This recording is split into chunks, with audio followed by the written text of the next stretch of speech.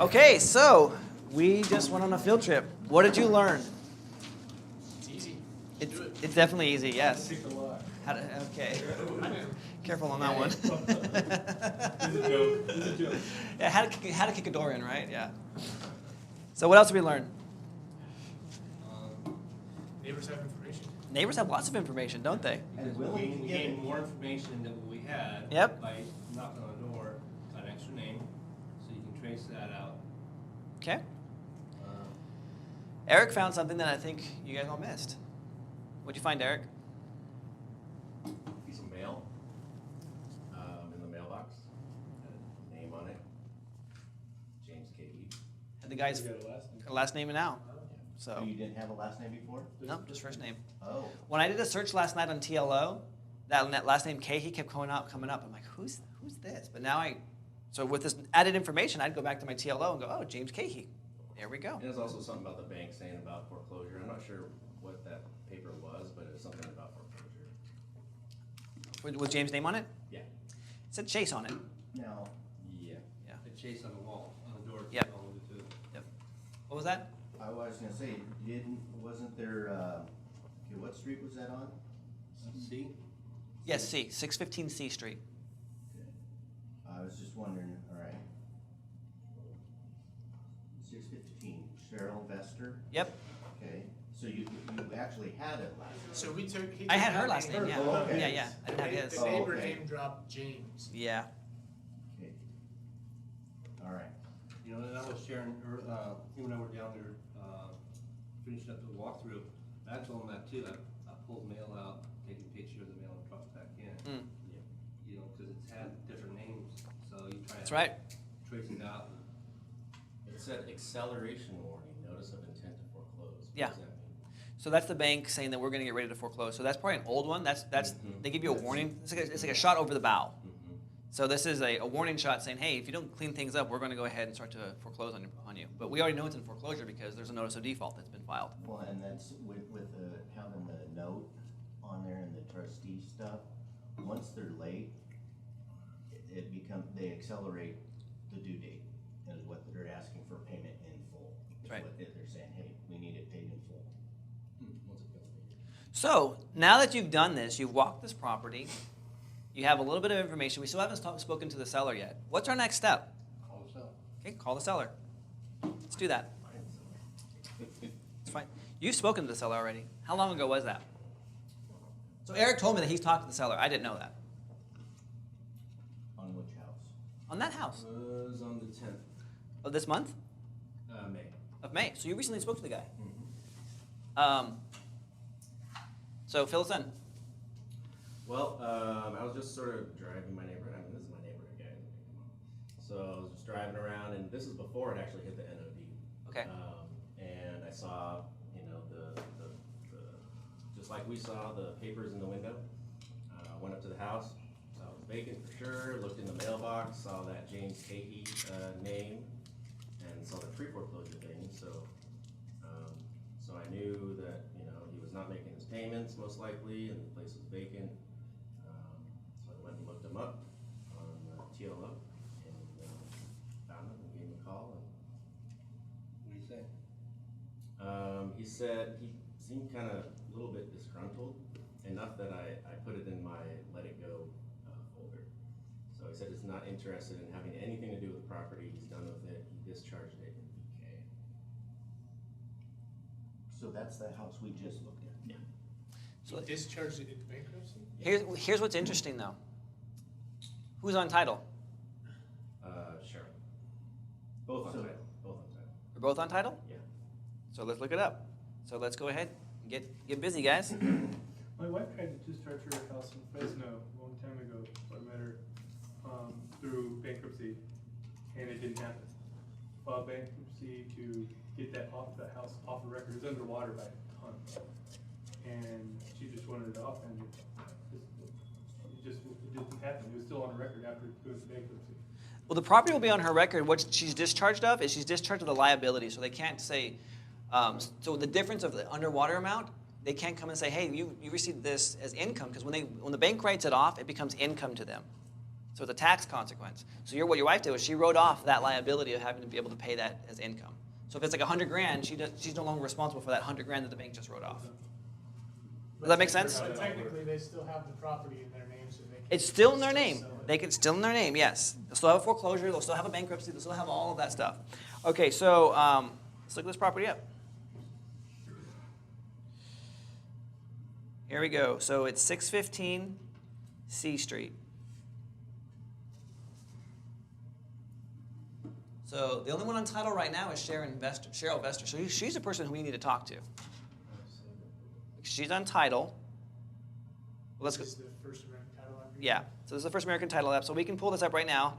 And this is going to be the notice of default right here. So let's see if I can blow this up for you guys. Oh, that's why I said, because the last sale transfer, the buyer was James. Okay, so So I was confused on that. it's all cool, man. We're going to go through all of it. So let's go into the research, guys. Dub Junior's research. So NOD, things to write down. Uh-oh. You know, so if I get too big, it doesn't want to show it. Okay. So that TS number there, you can call the trustee person who is. We lost that page. I don't know what that happened. Go back to it again. You put it on your PC? I could, but I don't want to. So they're closing on the 2nd? Today. No, I mean the second loan. We'll check that out. I don't know. It's a $54,000. So that's the second, It's the because second. the first is 174. Yeah, so the second is foreclosing. So JP Morgan Chase, right there. Or is that the past due amount? No, they published the total amount the loan was taken out for. Yep. So It depends on the, so, So what was the first? I'm sorry? The first is 174,000. yeah. So James, so here we go. So JP Morgan Chase, we know that. That's the phone number right there. Loan Service Corporation, Quality Loan Service. You're going to call that 619 number, and you're going to give them that trustee sales date, and you're just going to say, hey, when's the auction on this one? See if it's still going. But this is just a notice of default that just happened, was filed last month. But here we go. So James, even though his wife is on title, James is an unmarried man who has, you guys see that right there? Yeah. Unmarried man, JP Morgan Chase, took out the loan in 2005. The original note was for $174,000. So, She got onto it by a grant deed, huh? yep, so we're going to That's check where- that out. That's where the grant deed on 1012 is. So this amount, this $54,000 amount, is actually what is needed to bring things current. $54,000. So how, Or the arrears, right? This is the arrears. Because this is for the loan amount. If you go down to the next page, Oh. it's for $174,000. Okay, so they are doing the first. This is the first mortgage. They are on the first. Yep. But so there is also a second, so. Let's check it out. So as of right now, so we're just going to go in order. So the very first thing that we saw is this notice of default. We want to figure out what is this that's in default. Yep. so the only way that you know that that's the arrears and not the total balance on the loan is because there's two numbers there and one's bigger and one's smaller? Well, I mean, That's They one say way, that question. but also you can actually read it. It says the notice of default is this amount will increase your account becomes current. Where you- Right top there. one. Top. This amount is $54,000 as of May 2nd and will increase until your amount becomes current. So that can't be the balance because it increases? Well, the balance. This is the reinstatement fee. Yeah. Okay. Follow the logic. You will Yeah. never. He's in default this much amount. He's in default $54,000, and it's going to continue to increase every month Yeah. until you bring it current. Yeah. Let's go ahead one more time. It's notice of default, Yeah. and so the notice of default is going to have the default amount Yeah. published. And where in there did it say Always the right. original loan? So- On the second page. Second page down, it says, 4,000. Right there, 174. Yep. notice is hereby given that you are, and this says, Original sum of, okay. yeah, you're inside, blah, blah, blah. You took this out, the original note of one, Oh, yeah. blah, blah, blah, blah. Yeah. In February. So it's super, super important, not just to peruse these things, but to actually like read them at least once or twice so you become familiar with what they're actually saying. So when you actually have a notice of trustee sale, that no longer has a default amount. The number that they're publishing for the sale is the full in total number that bring everything, including the mortgage, everything paid off. So in this case. And is that negotiable once once you take it over? Um, Or you're gonna have to pay it full? You have to pay it. if I want to reinstate this loan as it stands, I'm going to have to come up with $54,000. And then once they go to the notice of trustee sale, 174. then it's the whole thing? It's whatever. I don't know what it is. No. 174 as of 2005. Okay, just Right. for So example, here we are. just for And argument's you'll- sake, you- that's 174, just for shits and Sure, giggles. sure.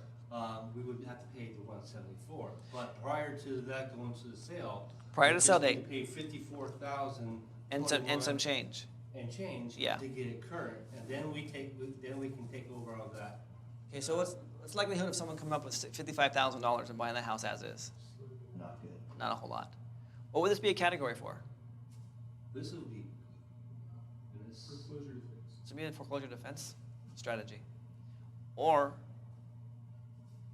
they might be able to do some kind of modification.